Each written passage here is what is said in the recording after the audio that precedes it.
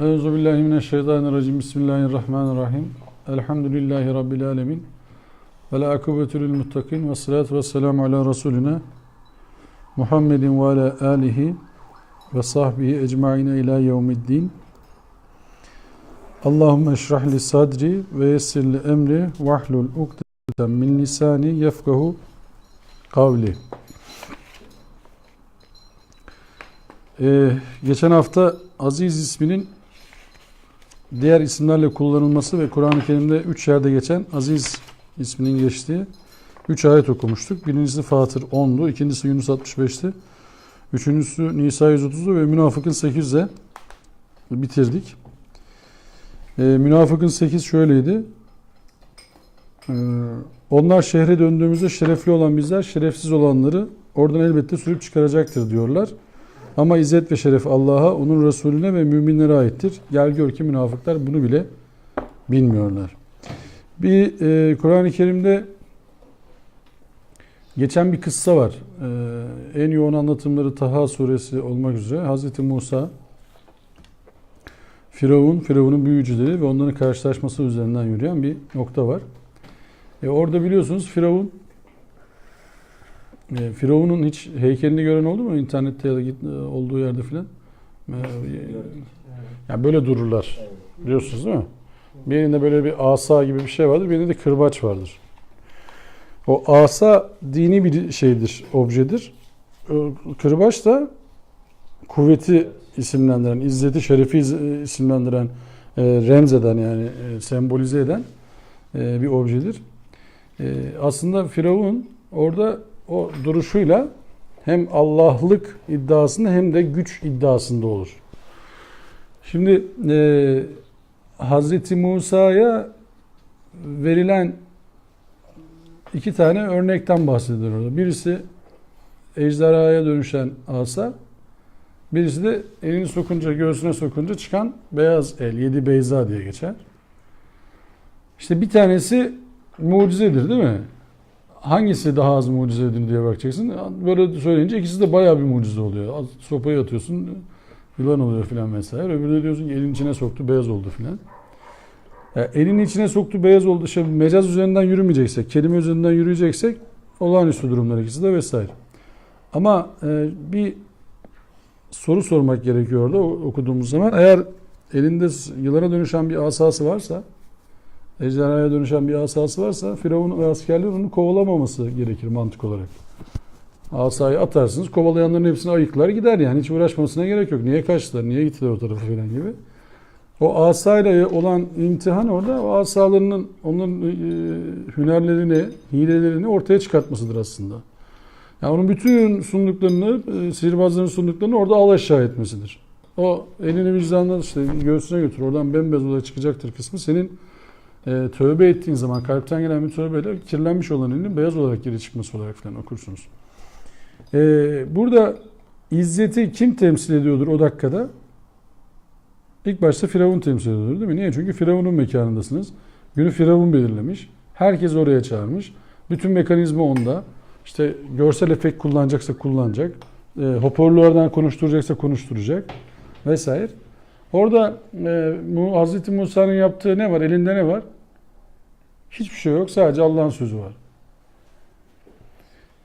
İşte Allah'ın sözünün galip gelmesinin en net örneklerinden bir tanesidir. Hazreti Musa giderken Allah onu görevlendirdi. Hazreti Musa'nın bir çekincesi var. Evet. Diyor ki yani mesajın net anlaşılmamasından endişe ediyorum. Bana bir vezir ver, yardımcı ver. Allah da diyor ki tamam duan kabul oldu. O zaman kardeşin seninle beraber gelsin. Harun gider fakat Kur'an'a baktığınız zaman Harun hiç konuşmaz. Hiçbir yerde devreye girmez. Evet. Hazreti Musa anlatım açısından söylüyorum. Sazı eline alır ve sonuna kadar kendisi konuşur. Hani işte bak Harun da benimle o yüzden ben buradayım demez.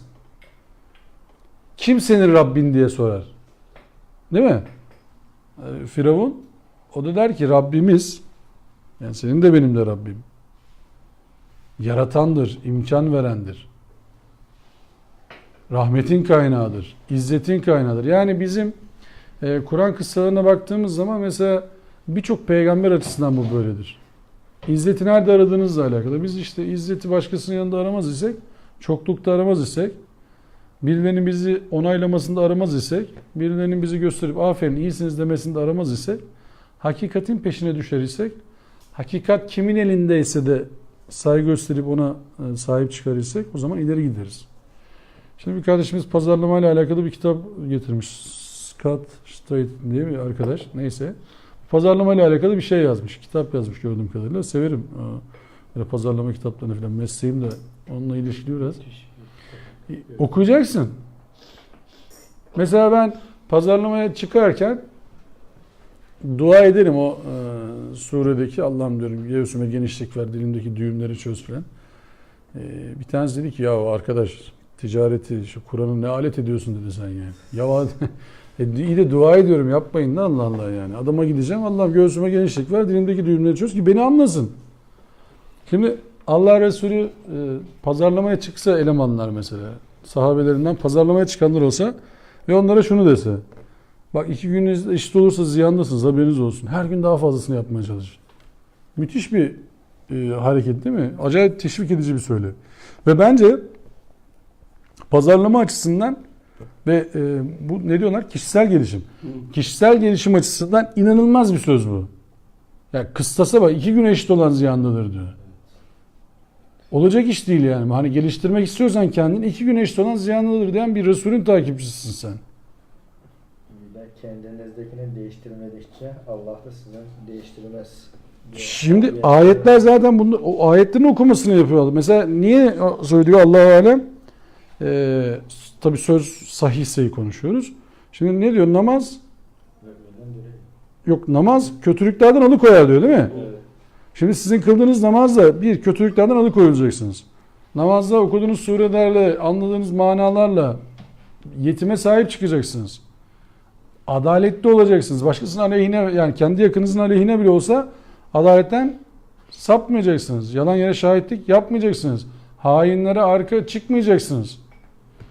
Doğru sözlü olacaksınız. Emanete riayet edeceksiniz. Merhametli muamele edeceksiniz. Zorlama yapmayacaksınız. Şimdi bak Allah'la konuşuyor iseniz namazda, tamam mı?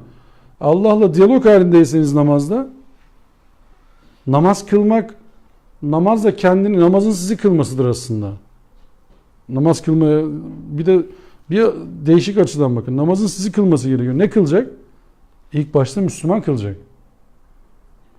İkinci etap sizin okuduğunuz ayetleri sizin üzerinize giydirecek. O sizin elbiseniz haline dönüşmesi lazım. Bizim elbisemiz haline dönüşmesi lazım. Ben sizin şimdi burada çok şey söyleyebilirim. Onu öyle yapın, bunu böyle tutun. Ama gittim mesela bir kardeşimizden dedim ki tamam bana bir 500 dolar ver.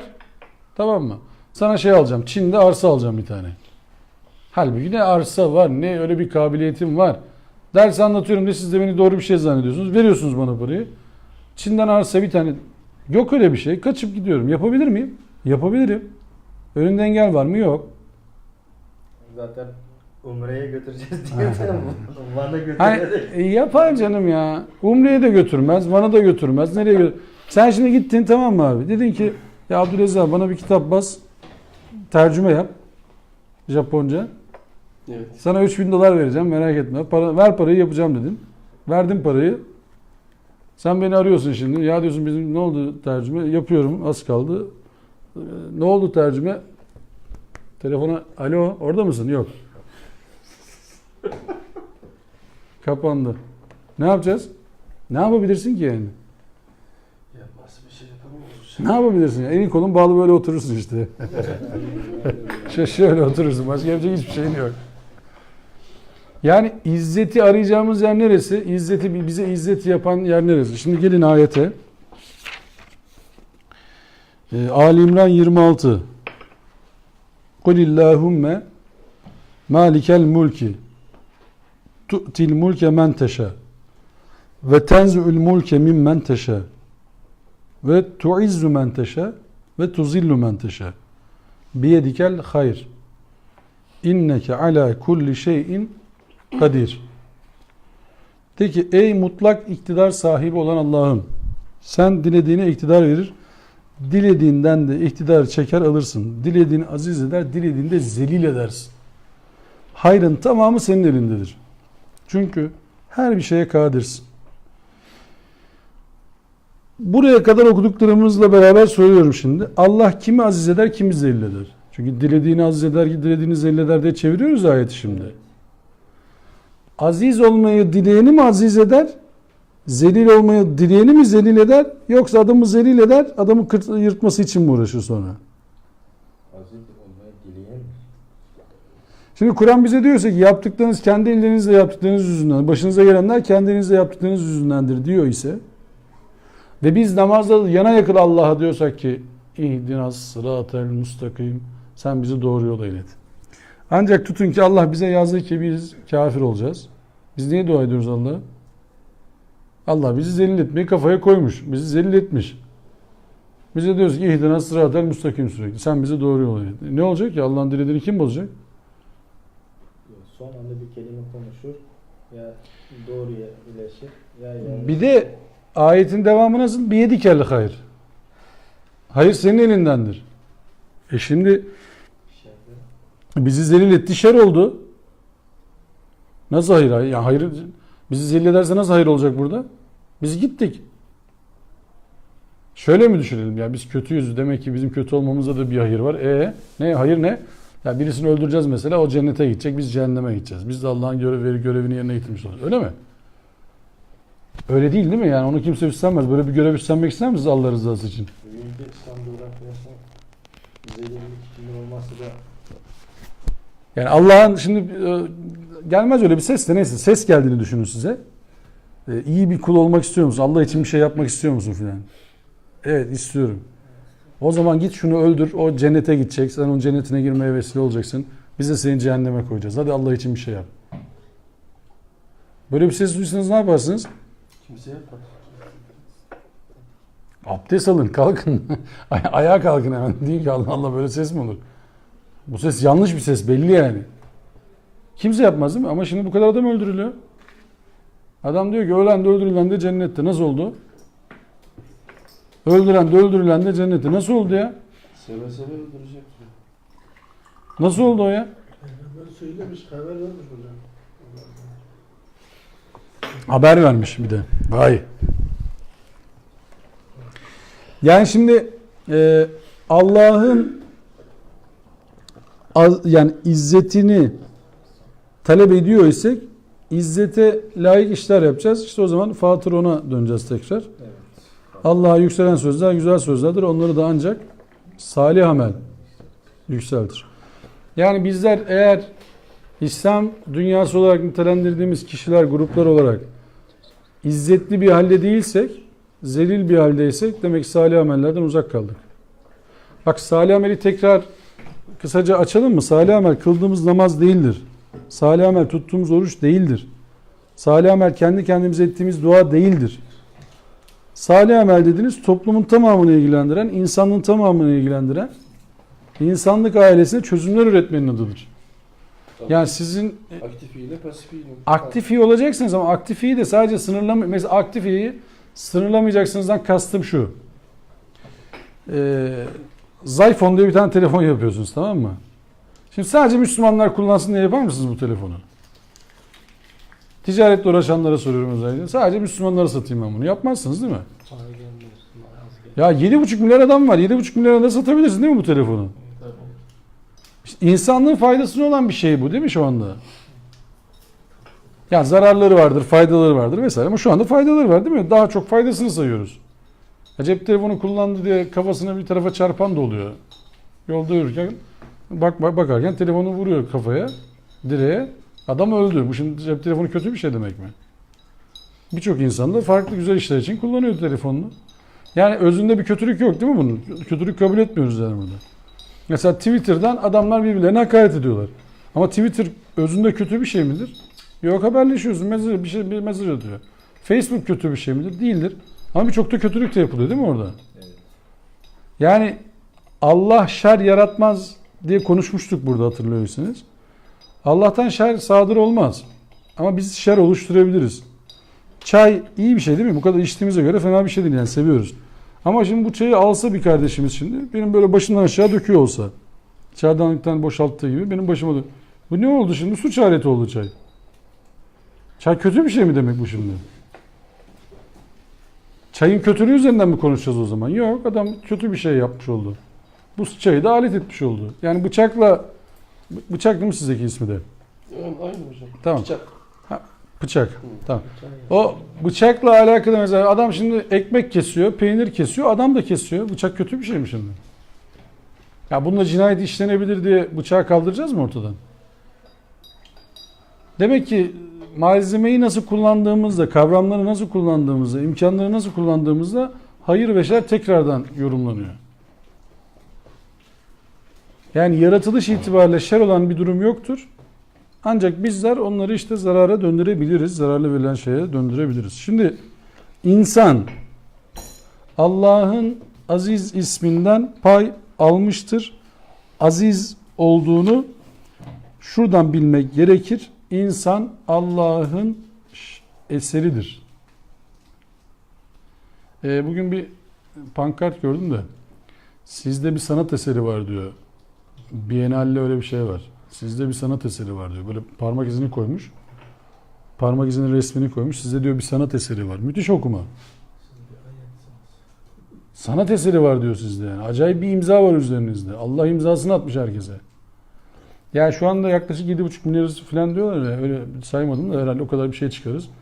7,5 milyar insanda şu kadarcık alanda 7,5 milyar parmak izi var demek değil mi bu? Evet. Şu anda. Hı hı. Bir de bunu 13 bin yıl önceye falan götürün. Hani en iyi uygarlık 13 bin yıl önce falan diyorlar. En yakın buldukları bizim işte Urfa Göbeklitepe'de. Yaklaşık da buna efendime söyleyeyim 60-70 sene ömür koyun. Kaç kişi çıkıyor geriye doğru? Bayağı bir adam oldu değil mi? Düşünsenize şu kadarcık alanda kare kod mu diyorlar bizimkiler şimdi yeni moda. Ha? Kare kod gibi Allah bir kodlama yapmış buraya. Nanoteknolojisinden. Tabii nano da ne nano hem de yani. Mikro nano. Ya ufacık yeri nasıl yaptın sen? Şuraya kaç tane şekil koyabilirsiniz bilmem. Bende o kadar kabiliyet yok. Ha, düşünelim şimdi. Buraya kaç tane şekil yapacağız? Şu kadar bir alana. 15, 20, 50, 100 yani oralarda filan ben çıkamam oralara da ne? Yani çıkabilen arkadaşlar olabilir aramızda. Yapamayabilirim ama düşünsenize 7,5 milyar adam ve her yerde aynı bu. Dünyanın neresine giderseniz parmağı nerede basarsa basın bu adam diyorlar ki şu. Şimdi dün akşam burada biraz atıf yaptık ona yani. Sebbaha lillahi ma fis semavati ve ma fil ardın şeydi o. Sebbih isme rabbikel azim. Değil mi? Dün akşamki Hakka suresinin son ayeti. Sebbih isme rabbikel azim. Azim olan Rabbinin adına hareket et. Şimdi Allah azim değil de ne? Azim değil de ne yani? Ya böyle bir kudretin karşısındayız. Onun adına hareket etmeyeceğiz de ne yapacağız? İstiyorsanız tesbih çekmeye devam edelim. Allah Allah diyelim, duralım, hiç uğraşmayalım yani.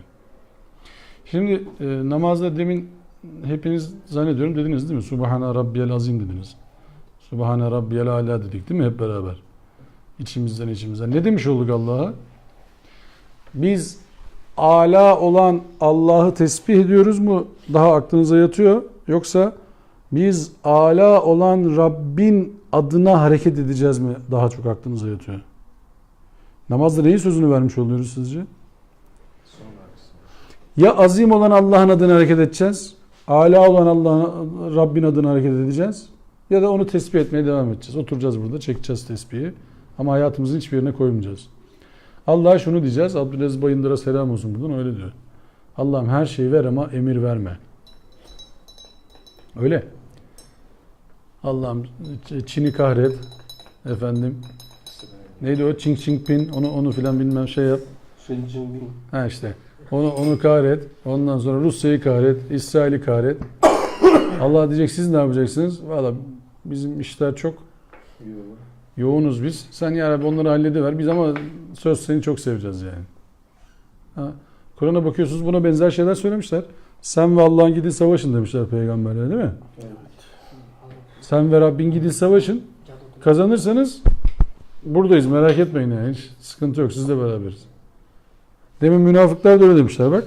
Ondan önce demiş işte savaşmayacağız falan falan diye değil mi? Savaş emredilince diyorlar ki ya çok sıcak savaşmayalım şimdi. Allah ne diyor? size söyleyeyim mi? Cehennem diyor daha sıcak diyor. Dikkat edin yani. Şimdi diyor sıcakta savaşmayalım diyorsunuz ya, cehennem daha sıcak. Nasıl bir tehdit bu yani? Cehennem daha sıcak. Cehennem daha sıcak derken hani şey diyor. Onun kıvılcımı böyle kütük gibidir diyor falan. Nasıl bir kıvılcımsa artık yani ateşin. Ateşin kıvılcımı kütük gibi olur mu? Ben ona benzer bir şeyler gördüm de tabii cehennemi tasvir etmek için söylemiyorum. Böyle bir maden işletmesine gitmiştim. Demir çelik üreten firmaya gittim de. Orada böyle cehennemlik dedikleri bir yer var. Bilerek mi koymuşlar o ismi bilmiyorum. Ama cehennem öyle bir şeyse hiç tavsiye etmem yani. Yani ona benzer bir şeyse hiç yani bakılacak bir yer değil yani. Ucundan kenarından geçilecek yerdir. O hani şey diyor ayet. Homurdanmasını duyarsın diyor ateşin. O işte böyle yüksek ısıda çalışan yerlere giderseniz, demir çelik sektöründe bir fabrikaya giderseniz o ateşin böyle gümbürdemesini hissedersiniz böyle o kaynarken orada. Böyle için çıkardığı sizi o homurtuyu duyarsınız. O ayetin tefsirini burada değil orada yapmak lazım mesela. Orada ateşe yaklaşmayacaksın fazla. Çünkü ateş size dokunur diyor ya, harbiden dokunabilir. Dokunursa tabii şey yok. Yani ondan sonrası yok. Orada bitiyor konu. Fena bir ses var. Fena bir ateş var. Yani şu bina büyüklüğünde bir ateş hayal edebiliyor musunuz? Dışarı çıkınca şimdi binaya bakın. Bu bina büyüklüğünde bir ateş düşünün. Hani şey var ya, onların yuvaları diyor sütunlardır, ateş sütunları. Öyle tarifler var Kur'an'da. Hümeze'yi okuyorsun ya. Hutam ediyor böyle. O şeyler kütük. Onun içine atacağız diyor onu. Ya şaka gibi yani. Çok korkunç bir iş. Hani oraya gideceksiniz falan demiyorum. Öyle anlamayın söylediğimi de. Hani çok korkunç hakikaten yani. Ben öyle bir yanından geçtim. Şeyin o demir çelik sektöründe gördüm. Görülecek gibi değil yani. Allah korusun harbiden. O yüzden burada Allah korusun derken Allah korumuş da hani biz uyanık olalım diye söylüyorum. Allah zaten gitmeyin diyor. Şimdi Fussilet 41. Allah korusun derken şöyle yani. Şüphesiz onlar kendilerine ulaştığı halde bu ilahi uyarı inkar edenlerdir. Kim? Azanlar.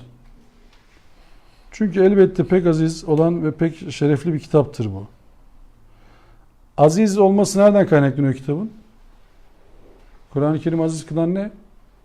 Hiç şüphesiz Allah'ın sözü olması değil mi? Allah'ın vahyi olması. Resulü aziz kılan ne? Vahyi iletmesi. Ve vahiy ile yaşaması. Hakka suresinde ne diyordu Resul için? Eğer sözü değiştirecek olsan onu sağ elinden yakalarız. Şah damarından kesip atarız. Hiç kimse de buna engel olamaz. Yani Allah diyecek ki gaybın bilgisi bende. En'am suresinde Allah Resulüne dedirtecek ki de ki gaybın anahtarı bende değil. Ben meleğim de demiyorum. Ben ancak bana vahyedileni uyarım. Size de bana da ne olacağını bilmem. Bizim Abdülhamid ne diyor? Ta kıyamet kadar. Ta şey vermiş diyor. Oradan haber vermiş diyor Allah Resulü. O öyle tutacak, bu böyle bırakacak. Ya Allah Resulü'ne hakaret etmek istiyorsan başka bir şey yapmana gerek yok. Niye? Böyle şeyler söyle. Bir gün hakaret edebilirsin. Yani bizler şunu bilmemiz lazım değil mi? Kalplerde ürperti duyacaksak bunların ayetlerle olması lazım.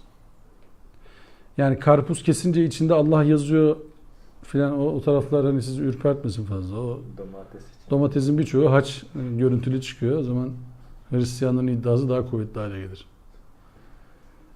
Yani sizin şu dışarıda gördüğünüz gece, gündüz, sıcak, soğuk, çocuk, bitkiler, su, bunların hepsi zaten çok büyük ayetlerdir. Bir an düşünün. O Mülk suresini niye ölüler okurlar bilmem de. Orada bir ayet var. Diyor ki suyunuz yer altına çekiliverse. Onu size getirecek kim var? Suyunuz yer altına çekiliverse. Ne yapabilirsiniz ki? Bulunduğunuz ortamda su hop diye yerin altına gitmeye başladı. Ne yapacaksınız? Nereden bulacaksınız? Bazen yağmur yağmıyor biliyorsunuz. Su kalmıyor memleketlerde. Çorak hale geliyor memleket. Göl kuruyor. Ne yapabiliyorlar? Bu kadar insan ne yapabiliriz? Şimdi buharlaşma başlayacak değil mi? normalde bu aralar başlıyordu İstanbul'da. Neyse başlamadı. Çünkü sıcaklar olmadı daha doğrusu. Yağmur yağıyor hala. Düşünsene buharlaşma başlıyor. Hiçbir şey yapamıyorsun. Ne yapacağız yani? Barajın üzerine şey mi çekelim? Örtü mü çekelim buharlaşma olmasın diye? Yapamıyorsun. Aykırı çünkü yani. Yaratılışa aykırı. Olmuyor. Tutturamıyorsun. Suyu ısıtmaya kalksan da buharlaşıyor. Soğutmaya kalksan da buharlaşıyor. Çünkü ısı farkı var. Isı farkını koyan Allah. O yasayı da koyan Allah. Ama bak buharlaşmadan sonra tekrardan bir yağmur yağıyor. Farkındasınız değil mi? Biz yanımızda yani bu etrafımızda olanlardan yiyip içiyoruz. Yani yağmur oluşması için biliyorsunuz büyük su kütlelerinde işte bir buharlaşma olması gerekiyor.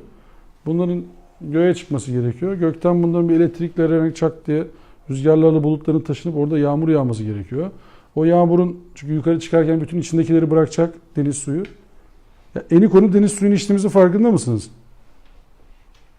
Nereye gidersiniz? Eni konu deniz suyu içiyoruz yani. Ne yapıyorsanız yapın. Çünkü nereden buharlaşacak bu? Siz tatlı suyun tamamını tükettiğimizi biliyorsunuz. Öyle de böyle tatlı suyu içiyoruz değil mi biz? Evinde deniz suyu içen var mı? Yok değil mi? Öyle bir şey olmuyor hiç genelde. Yani 3 gün içmeye kalksan yani 3. günde bulamazsın da neyse yani. Bayağı bir şey yaparsınız. Şimdi biz o deniz suyu buharlaşıyor. Yukarı çıkarken içindeki her şeyi bırakıyor. Sıfır sertliğe geliyor. Yağmur suyu temizdir. Normalde eğer havanız kirli değilse. Yani içecek olsanız içebilirsiniz onu. Ama o da yetmiyor. Allah onu böyle bir dağa taşa indiriyor. O dağdan taştan geçerken bu bir işte tekrardan efendime söyleyeyim saflaştırılıyor. Taşa çarpa çarpa, tamam mı? İçerisindeki o diğer mineraller zenginleşiyor. Bazıları azalıyor. Böyle yer altında akifer denilen depolara toplanıyor. O akiferlerden tatlı su, tuzlu suyun karışmayacağı ortamlarda yukarı çıkıyor. Bu mucize olmadı şimdi. Yetmedi mi bu? Kesmedi mi bu bizi şimdi? Bu basit bir şey değil mi anlattığım? Evet. Çok çok basit bir şey anlattım bak. Allah koca bir su kütlesi yaptı. Sürekli gördüğümüz için basit olan... Basit geliyor değil mi bize bu? Son derece normal bir şey abi, ne var yani filan diye. Hani Hazreti İsa'yı atfederler. Doğruluğunu bilemem. Teyit edemem size. Hani diyorlar ki mucize göster bize. Tamam diyor, akşam mucize göstereceğim, gelin. Toplanıyorlar. Geldi mi herkes? Geldi. Tamam diyor Hazreti İsa. Kalkıyor ya. Evin içinde yürüyor. Tekrar yerine geliyor, oturuyor. Diyorlar ki ne oldu şimdi? Mucizeyi gösterecek misin sen bize? Gösterdi mi diyor işte. Neyi gösterdi diyor ya? Et ve kemik yığını kalktı yürüdü diyor. Daha ne istiyorsunuz yani? Yapın diyor. Siz de yapabiliyorsunuz. Yapın. Bak Allah diyor bunu yaptı işte. Dünyada en çabuk bozulan şey biliyorsunuz yani. Yağ ve kan. Ya bırakalım şu kenarda. Peki size bir anda bozulurlar. Hiç uzamaz. Farkındasınız değil mi yağ ve kandan oluştuğumuzun? Başka bir numaramız yok. Daha da garibi var. Şurada bir beyin dedikleri bir organımız olduğunu biliyoruz değil mi? Yaklaşık 2 kiloya yakın böyle 1.70-1.80 olanlar var. 1.40 falan neyse. Ağırlığı. Tuz, yağ, işte böyle bazı mineraller falan. Evde yapmaya kalksanız bu tarife uyup çok kötü bir şey çıkıyor ortaya. Denemeyin. Yani aynı malzemeleri al, analiz yap, aynı malzemelerden beyin yapmaya kalk, olmuyor. Bu beyni Allah bize vermiş. Bak bu beyni kullanırsak aziz olma şansımız var. Beyni kullanmazsak ne diyorlar bize genel itibariyle? Ya birçok tabirle bizi nitelendirilebiliriz değil mi? Şimdi şu frontal lob denilen şey var, bölge şurası. Burasını kazısak insandan hiçbir şey kalmıyor geriye. Çok affedersiniz, yani hayvana dönüyor. Görüntü insan, fonksiyon hayvan. Hiç düşünme yok. Bitti. Şu bölgede her şey. Fakat daha garibini söyleyeyim mi size? Beyin konusunu orada kapatayım. Çok enteresan bir konu da. Hafızanız var hepimizin. Kendi dahili hafızamız var. Telefonları saymazsak hepimizin dahili bellekleri var. Yani normalde telefonlar yokken biz onu kullanıyorduk. Sonra telefonlar çıkınca farkındasınız değil mi? Hafızamızı çok az kullanmaya başladık. Evet. Normalde eskiden telefon numaranı ezbere bilirdik. Tabii. Şimdi bu olmadan hayat felçli. Şimdi dahili belleği boşalttık biz. Hepsini SD karta öyle mi oldu? Karta yükledik. Şimdi desem ki Abdülaziz 5 sonra Abdülaziz'in cep telefonu ne biliyor musun desem? Biliyorum diyecek. Dur söyleyeyim buradan. Öyle. Kimse aklında tutmuyor artık. Ve daha garibi, bu biraz çok garip değildi bu söylediğim. Bizim beyinle uğraşan abiler, profesörler filan vesaire diyorlar ki ya biz beyni öyle parçaladık, böyle parçaladık, hafızanın nerede olduğunu bulamadık diyorlar biz. Ya beynin neresinde hafıza var onu biz hala bulamadık diyorlar yani. Beynin şurası korkuyu alıyor, burası sevgiyi alıyor. Şu hormon bunu yapıyor, bu bilmem serotonin, öbürü endorfin, öbürü bilmem ne, şu bu. Da hafıza nerede bulamadık diyor biz onu hala. Bu da mucize değil mi? Bu da normal bir şey yani. Gayet normal bir şey anlatıyorum şimdi. Ya biz de hafıza olduğuna inanıyoruz bak. Ama beyinde hafızanın nerede olduğunu bilmediğimize inanmadınız değil mi şimdi? Şu an söylediğime inanmadığınızı biliyorum. Ben de okurken pek inanmadım. Sonra araştırıyorsun, harbiden bulamıyorlar. Çok affedersiniz, o fare denilen bir hayvan var ya, mübarek hayvan. Fare de mübarek mi ya? Yanlış olmasın şimdi. Böyle bir ayettir hocam. Ayetler burada. Fare denilen hayvana beynine şey yapıyorlar. Biliyorsunuz bizim DNA'mız çok benziyor fareyle. Garip. Maymundan geldiğimizde kızıyoruz ama fareye benzeyince bir şey olmuyor. Bak kimse tepki göstermedi. Maymundan geldiğince ortalık ayağa kalkıyor. Ateist. Kimse bir şey olmuyor. Fare denilen hayvana bir labirent veriyorlar böyle. Diyorlar ki şuraya git. Öğretiyorlar bunu. Sonra beynini kesmeye başlıyorlar bunu. İşte beyninin sağını kesiyorlar. Bakıyorlar gidebiliyor mu? Cık, gidiyor. Öbürü fareye getiriyor. Onun beyninin solunu kesiyorlar. Gidebiliyor mu? Gidiyor. Öbürünün işte sağ arkayı kesiyorlar. Yine gidiyor. Sol arkayı kesiyorlar. Yine ulan diyorlar nerede bunun? Ya hafıza nerede bu? Ne tarafında bu adamın yani? Yani her türlü gidiyor bu. Beynin bir garip tarafı ne biliyor musunuz? Geçen bir programı seyretme şansınız oldu mu bilmiyorum. Bizim burada bir İbrahim diye bir kardeşimiz var. Vakfa gidip gelir. Serebral palsi diye bir rahatsızlıkları var bu kardeşlerimizin. Doğum esnasında nefessiz kalıyor. Ve beyinde hücre ölüyor. Ha, biliyorum. Bu bir hastalık değil, rahatsızlık. Yani DNA'dan kaynaklı bir şey değil. Doğum esnasında yapılan bir hatadan bu çocuklar bu hastalığa düşüyorlar. Ya annesi serebral palsi falan diye değil bu. DNA'sında sıkıntı yok. Zamanında çekseler dışarı çocuk senin benim gibi normal olacak. Yani biz ne kadar normal olduğumuz tartışılır da neyse yani sizin bizim gibi olacak.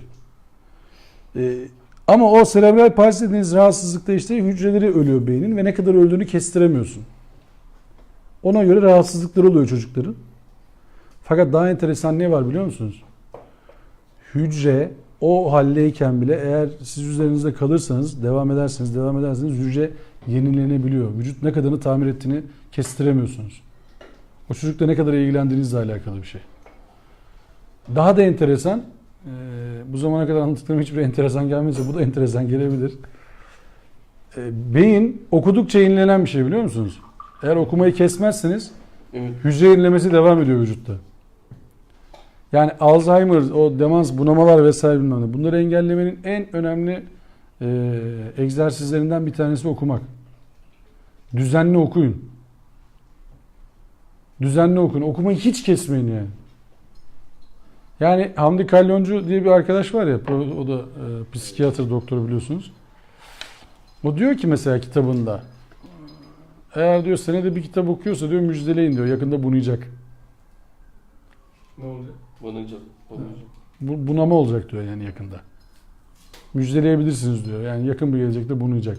Ona bir haber, müjdeli bir haber verin. Senede bir kitaptan bahsediyoruz. İlişki vardır hocam. İlişki. İlişki vardır. Yani senede hiç okumuyorsa Beraber. zaten diyecek bir şey kalmıyor ona. Allah selamet versin ona. Şimdi zilleti kim seçmiş oldu? Ayete dönersek. Ya biz zihinsel faaliyetleri yapmazsak, vücutsal faaliyetleri yapmazsak, sağlık kontrollerimizi yapmazsak, birlikte olmayı yapmazsak, içinde bulunduğumuz ortam ne tarafa sürükleneceğini Allah koymuştu ayetleri. Yani tekrar söyleyeyim mi? Kur'an'la alakalı bakış açısı olarak söylüyorum. Kur'an yapılsa da olur, yapılmasa da olur, kurallar bütünü değildir. Kur'an yapılmaması, uyulmaması halinde insanın felaketini gösteren bir kitaptır. Yani Kur'an'a uymadığımız zaman başka izimlere, başka idelere, başka fikirlere bel bağladığımız zaman sonumuz hüsran olacak. Sonumuz helak olacak. Allah karşısında büyük bir mahcubiyet olacak. Yani izzeti istememek diye bir lüksümüz olmaz. Çünkü izzeti istemediğimiz zaman zelil olacağız. Allah'a kulluğu istememek gibi bir lüksümüz olamaz. Allah'a kulluğu istemediğimiz zaman zelil olacağız. Çünkü o zaman başkaları bizi terbiye etmeye başlayacak. Ve başkalarına kulluk yapmak köleliktir. En büyük özgürlük sadece Allah'a kulluk yapmaktır. Allah kadar özgür bırakacak bir idareci olamaz. Çünkü Allah'ın özgür bırakmasını şuradan düşünün. Dilerseniz inkar bile ediyorsunuz. Evet, yok etmiyor. Şimdi bir iş yerinde çalışıyorsunuz. Patronu inkar ediyorsunuz. Ne olur? İşte kapının önüne koyarız. Güle güle. Hocam şimdi okuma ile işitme ve görme var ya, üçü arasındaki farkı bir söyler misiniz hocam? Şimdi görmeyle bak... Şimdi daha çok görmeye endeksli. O yüzden şey yapıyor, gelişiyor. İşte bizim bir tane çay verirsen söylerim yoksa söylemem. Evet, tamam yine söyleyeyim. Biraz Şeyin bakmak gözle olur, görmek beyinle olur. Ne? Yani siz şimdi bakabilirsiniz, biz bakabiliriz. Ama görenler beyniyle hareket edenlerdir. Bakarlar hep görenler değil yani. Hayır. Gözü vardır, bakar. Bakar kör diyor ya adam.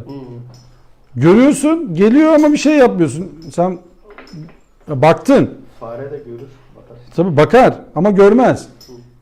Yani burada bazen örnek veriyoruz yani böyle çok affedersiniz kurbanlık hayvanlar böyle bakarlar değil mi? Yanındakinin kesildiğine bakarlar. Ama ne yaparlar genel itibariyle? Bir şey yapmaz. Saman yemeye devam ederler. Hiç bozmazlar kendilerini. Bir duruşları var. Halbuki görseler ulan birazdan bizi kesecek bunlar. Biz niye duruyoruz burada? Bayramlıysa tabii bayram sayılanı yok da neyse hani diyecekler ya kardeşim bizi ayırmayacak bunlar. Biz de gideceğiz gümbürtüye. Ama ne yapıyor? Farklı bakamıyor. Şimdi okumak zihinde bak şimdi baktın ya gördün. Sonra okumak sonuca yönelik bir eylemdir aslında. Çünkü hareket yapacaksın sen artık. Tedebbür diye de bir kavram var değil mi Kur'an'da? O da derinlemesine okumak. Şimdi bak bir darbe geldi elinize zarar verdi. Olan oldu. Şimdi burada iki tane yol var. En bilinen. Allah korusun bir daha inşallah olmaz deyip bu olayın üzerini kapatmak. Bir daha bu olayın olmaması için çözümler üretmek. Ya kafirlik ne? Eğer bu işi yaparsan tekrar başına geleceğinin üzerine örtmek. Müslümanlık ne? Tedbirlerini üretmek. Bak başınıza hiç kaza gelmeyecek değil Müslüman olduğunuz zaman. Ama o kazadan ders çıkaracaksınız ve o kazanın tekrar başınıza gelmemesini sağlayabilirsiniz demek Müslüman olmak. Yani cüzi iradenizi kullanarak önlemler alabilirsiniz demek Müslüman olmak. Onun için Kur'an'daki kıssalarda ibret. Yani şimdi bak mesela Allah diyor ya biz ecel belirledik. Tamam mı? Ne bir an ileri alabilirsiniz ne bir an geri alabilirsiniz. Şimdi farkında mısınız? İnsan ömrü yükselme trendinde. Evet. Yaşam süresi. İnsanlar efendime söyleyeyim şimdi yaşam süresini geri mi atmış oluyorlar böyle yapınca? Hayır. Allah'ın yaşam süresine müdahil mi olduk biz şimdi? Kanununa koyduğu kanuna uymuş oldu. Koyduğu kanuna uymuş olduk. Daha fazla kontrol, daha fazla korunmuş gıda, daha fazla egzersiz, daha fazla sağlık kontrolü ve daha fazla akıl, istişare insan ömrünü uzatıyorsun şimdi. Şimdi insanın eskiden adam ölüyordu diyorlar ki ya başı ağrıdı öldü. Allah rahmet eylesin. Ne? Ya nasıl öldü ya? Başı ağrıdı öldü olur mu yani? Ya bir şey olmuş da bu adama işte. Ha işte burada şey ortaya çıkıyor sevgili arkadaşlar. Sebep sonuç ilişkisini hayattan çıkarırsanız zelil olma şansınız çok fazla. Ticaret yaptık, parayı batırdık. Aynı ticareti yapmaya devam ediyoruz. Ne bekliyorsunuz? Einstein denilen bir abi varmış ya, onun bir deli tarifi var. Diyor ki aynı şeyi yapıp farklı sonuç bekleyen kişiye deli denir. Hep aynısını yapıyoruz ama farklı şey bekliyorsun. Yani şimdi çaydanlık var, bardak var, içinde çay var. Her dökerken şeye çıkmasını bekliyorsun, şerbet olmasını bekliyorsun bunu. Diyorsun ki birazdan ayran olacak inşallah. Hadi dua edin arkadaşlar, devam edin. Birazdan kola olacak. Birazdan suya dönüşecek bu filan. Ya içinde çay var, bardak var, termos. Başka bir şey yok. Hep aynı. Sen buradan şimdi bunu yapan adama doktor ne der harbiden? Deli. Başka bir şey demez yani mantık Direkt olarak. Bakırköy Hastanesi. Ha değil mi oraya? Oraya götürmesi mantık olarak yani. Sen şimdi doktora gitsen desen ki ya hocam ben işte yüksek makine mühendisi bilmem kim. Çok güzel hoş geldiniz. Böyle. Ya bizim elimizde bir termos var bir de çay var. Ulan bardağı döküyoruz hep çay çıkıyor. Ne yapacağız bu konuyla alakalı? Ne diyorsunuz? Allah Allah. Hani ne bekliyorsun ki? Ne çıkmasını bekliyorsun sen orada? Hani verileri değiştirmeden çıktığı nasıl değiştireceksin? Şimdi biz ne yapıyoruz Müslümanlar olarak? Değişmesi için ne yapıyoruz?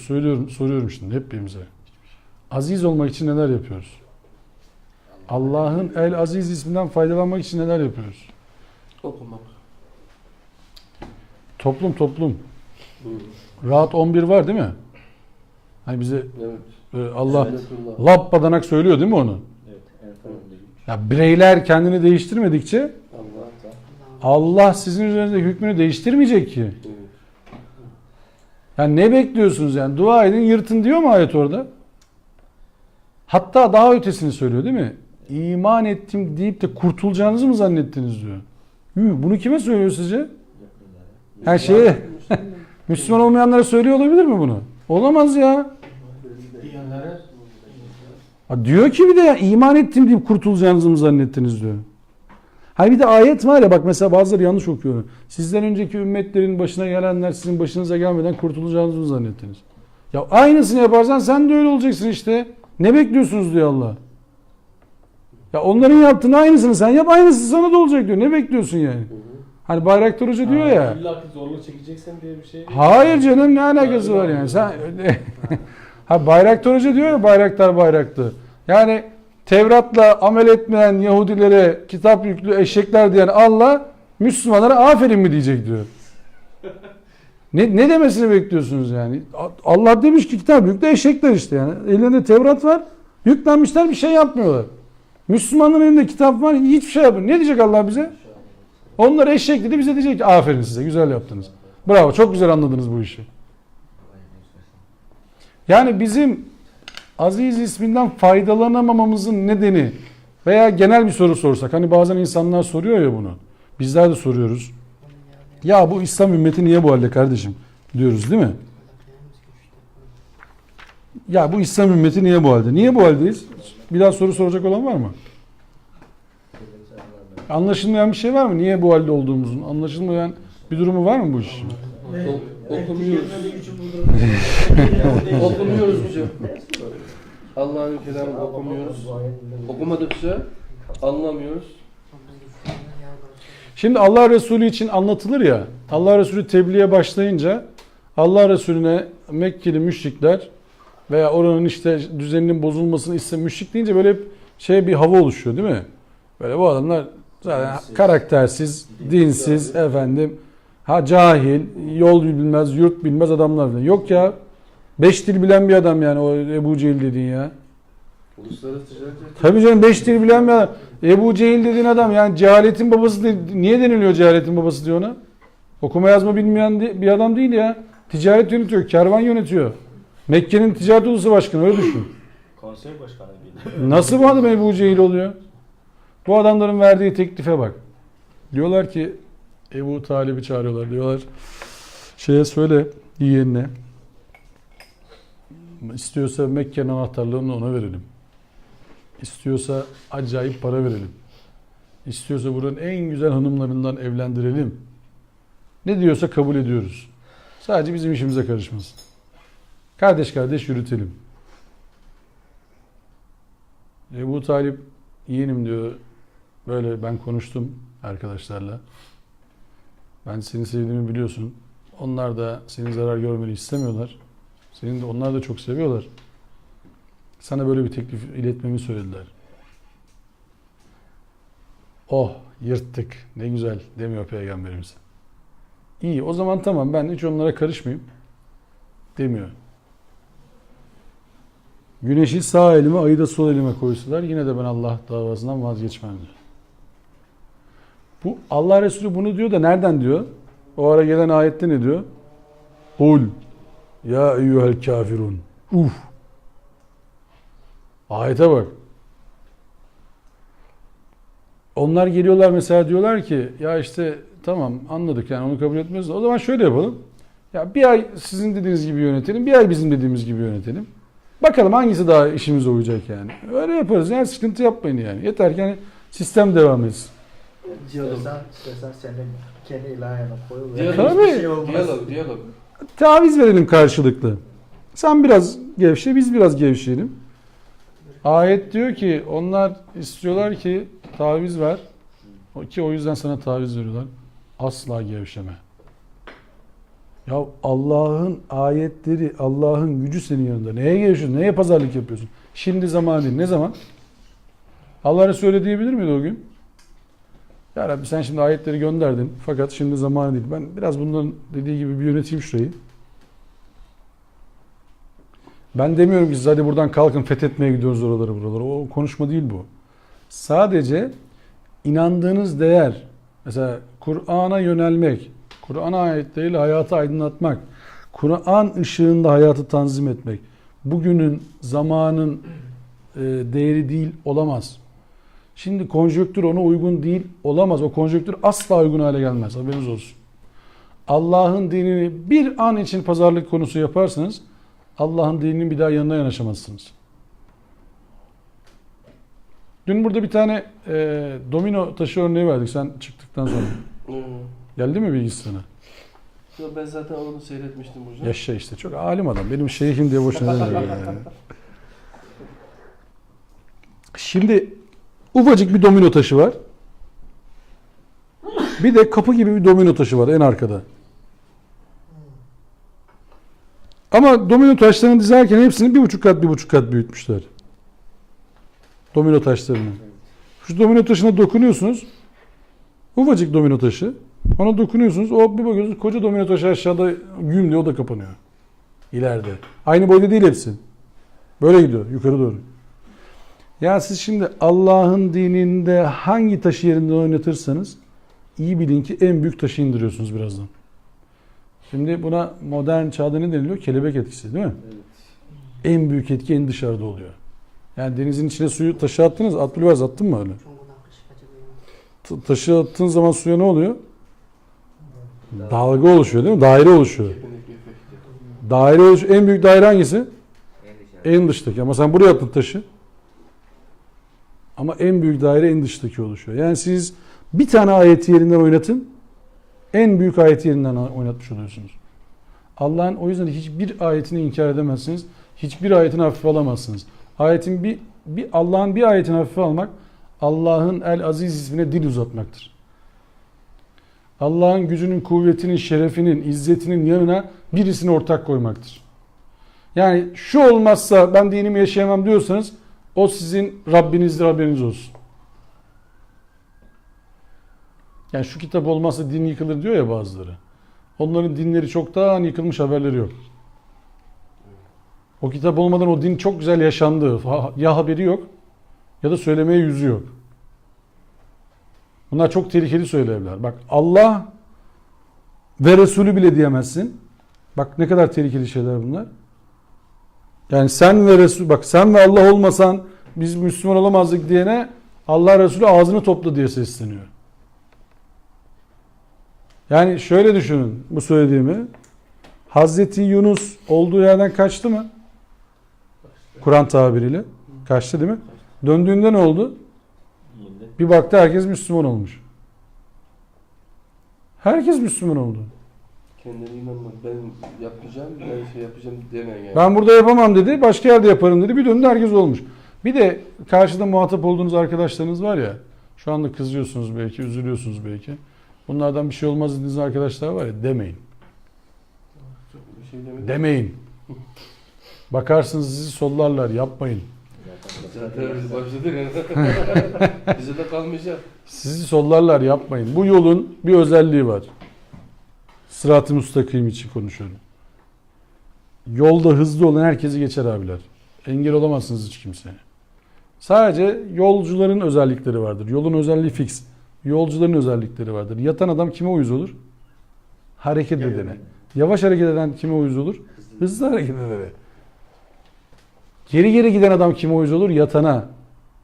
Yani hep böyle ya toz kaldırma işte kardeşim, geri geri gidiyoruz. Ya ne yatıyorsun filan. Ya biraz yavaşla. Çok hızlısın. Bu kadar mücadele olmaz bak. Çok düşünme, kafayı yersin diyorlar. Öyle de diyorlar.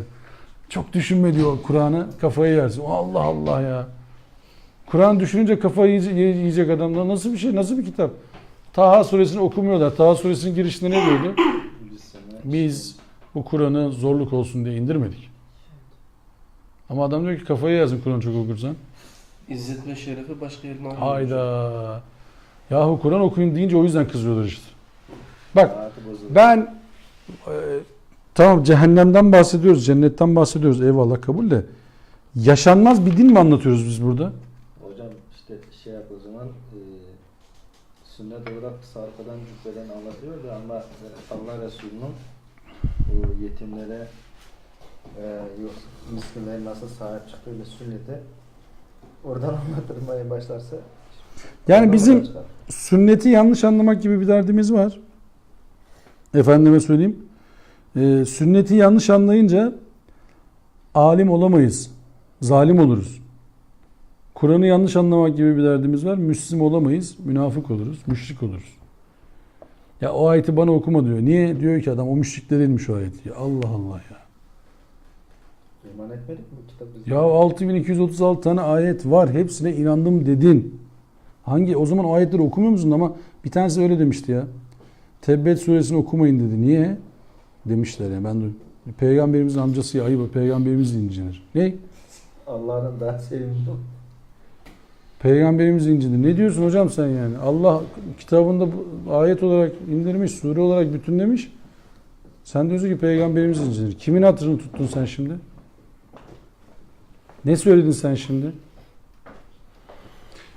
Allah Resulü'nü, Kur'an'ı takip edip de Allah Resulü'nü sevmemek olacak iş mi? Allah Resulü'nün adım ayak izlerini takip etmemek olacak iş mi? Soruyorum size. Hem Kur'an okuyacaksınız hem Allah Resulü'nün yaptığını yapmamış olacaksınız. Bu iş mi? Olabilecek iş mi? Mümkünatı var mı?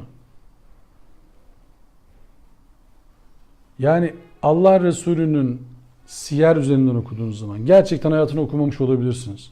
Ama Kur'an ayetlerini takip ettiğiniz zaman, gerçekleştirdiğiniz zaman Allah Resulü'nün yaptığı her şeyi yapmış olabilirsiniz. Aradaki farkı anlatabildim mi? Yani size siyer diye sunulan kaynakları ya okuduğunuz zaman tamamen Allah Resulü'nün hayatını okumamış olabilirsiniz. Ama Kur'an ayetlerini hayatınıza tatbik ettiğiniz zaman tamamen Allah Resulü'nün yaptığı eylemleri yapmış olacaksınız. Aradaki fark o. Yani size bir kitap geldi, şu alim bu alim önemli değil. Hata olabilir, kul yapısıdır. Hatalı kaynak bulunmuş olabilir. Bu kitap da dahil.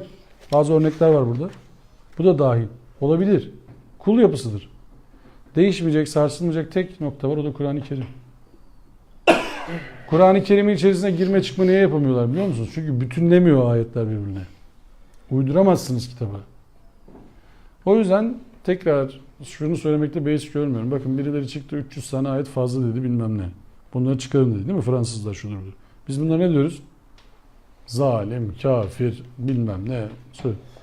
Bu ülkede, bu topraklarda ya 200 tane ayete nesedenler var ya. Bunlar kaldırıldı diyenler var ya. Niye kızmıyorsunuz abicim? Bunlara da kızın. Adam 300 tane ayeti çıkaralım diyor. Burada senelerdir söylüyorlar bunlar. 200 tane ayet fazla diyor adam. Nesedildi bunlar. Kalktı diyor. Hükmü kalktı. Yani biraz sakin düşünmek lazım. O yüzden bence Kur'an-ı Kerim'i iyi dikkatli okumak lazım. Allah'ın aziz isminden faydalanmak istiyorsanız bulunduğunuz imkanlar, şartlar ne olursa olsun Allah'ın galip geleceğini bilirseniz ancak aziz isminden faydalanırsınız. Seyyid Kutup diye bir İslam davasına gönül vermiş Müslüman bir kardeşimiz, atamız diyelim, bize göre yaşlı, var Mısır'da. Ve yönetenin bir isteği var. Bunu yaparsan dışarı çıkaracağım diyor seni. Özür dile. Seyyid Kutup diyor ki bir Müslüman bir zalimden asla özür dilemez. Aynısı Ali İzzet Begoviç'e söyleniyor. Ali'ye de diyorlar ki ya özür dile seni çıkaracaklar dışarıya. Ben niye özür dileyim ki diyor ondan. Ben niye özür dileyim yani? Zaten hatam yok. Bir de özür mü dileyim üzerine? Hani bir bilge birisi idama götürülüyormuş da hanımı yolda onun önünü kesmiş. Demiş ki seni suçsuz yere idam ediyorlar. İyi ya demiş. Suçluyken mi idam etseler diye. Yani bulunduğunuz noktayı kaçırmayın. Bir şey olmaz. Bir gün zaten Allah'ın huzuruna çıkacağız yani. Öyle ya da böyle. Allah emanetini teslim alacak. Bu demek değil ki yaşamayın falan. Öyle bir şey söylemiyorum. Sadece bazı imkanlarda imtihan olunuruz. Adam der ki şu kadar rüşvet ver, işi sana vereyim. Dersiniz ki ben bu kadar para, imkan, iman, Allah, hesap, bu kadar para verirsem oradan vesvese gelir sağdan soldan. O parayı verirsek ama hayır yaparız biraz işte. 3 tane yetime veririz, 5 tane bilmem neye veririz. Öbürü der ki yap bir şey olmaz. Öbürü der ki burası Darül Harp. Yap burada bir şey olmaz. Ama Allah diyecek ki benim kanunuma ulaşmadım sana. Orada bir şey, Kur'an'da öyle bir şey gören oldu mu aranızda? Darül Harp'te bunlar yapılır diye. Bu ayetleri bırakın Darül Harp'te diye öyle bir şey gördünüz mü Kur'an'da? Yani şu faiz yenmez ama Darül Harp'te yenir diye bir şey duydunuz mu? Namazın kısası. Yani bu çok garip bir şey. Bunu bize yutturdular. Böyle şeyleri maalesef. İşte o yüzden uyanık olmak lazım. Bak izzetimizi biz o yüzden kaybettik. Yani konuyu bağlayayım şöyle. O Rab isminde de konuşmuştuk onu da. Hani o Allah Resulü gelen ayeti okuduğu zaman bir tane sonradan Müslüman olan rahip Allah Resulüne geliyordu. Hani Yahudi ve Hristiyanların hahamlarını ve rahiplerini Rab edindiği gibi sizler de kendi aranızda Rabler edinmeyin diye. O sonradan Müslüman olan rahip geliyor diyordu ki Allah'ın Resulü ben eski bir rahibim ama biz öyle bir Rablik iddiasında değildik ki yani. Öyle bir şey yapmadık biz. Sizin haram dediğinize haram, helal dediğinize helal olmuyor muydu bu iş diyor yani. Evet tamam işte o diyor Rabliktir zaten. Şimdi tekrar fıkıh kitaplarına bakıp da bazı şeyleri haram, helal yapanlara sormak lazım. Amacınız ne hocam sizin? Amacınız ne? Ne yapıyorsunuz yani? Allah'ın haramı yetmedi mi size? Allah'ın helali kesmedi mi size? Haramlar da bellidir, helaller de bellidir. Yani deniz ürünleriyle alakalı ayet açık değil mi Kur'an'da? Ben bunun dışında haram göremiyorum diyor değil mi Allah Resulü? Orada yani ayet öyle demiyor mu? Haramlar bunlar işte. Leş, Haramlar. domuz, değil mi? Kan, bir de Allah adına kesilmemiş hayvan. Ben bundan başka göremiyorum diyor. Bundan hariç kaç tane haram sayabilirsiniz? Sayısız. O haram, bu haram, şu haram, o da haram. Kime göre? Bilmem ne hocaya göre. Ya ne yapıyorsunuz hocam? Hocaya göre haram olur mu ya? Ama diyorsun ki ya Allah Resulü o kadar biliyordu. O haram kılmış. O da mı kılamaz yani? O da mı kılamasın şimdi haram? Hocam din Allah'ın olursa Allah'tan başka hiç kimse haram da koyamaz, helal de koyamaz. Din Allah'ın olursa. Yok dinde eğer ortaklık varsa size hissiniz oranında siz de haram ya da helal koyabilirsiniz. Yani ne gibi düşünün? Şirket kurdunuz tamam mı? Buradan bir şirket kurduk şimdi biz. Uygur Esma Halkası şirketi. Herkesin hissesi var. Herkesin kural koyma hakkı olur hocam. Hissesi oranında. Anlatabiliyor muyum? Ama hisseni tek kişinin elinde kuralları o koyar. Yönetir. Allah'ınsa din, haramı da helali de Allah koyar. Ve ahiru davana elhamdülillahi rabbil alemin. Rizanillah. Teala'l Fatiha.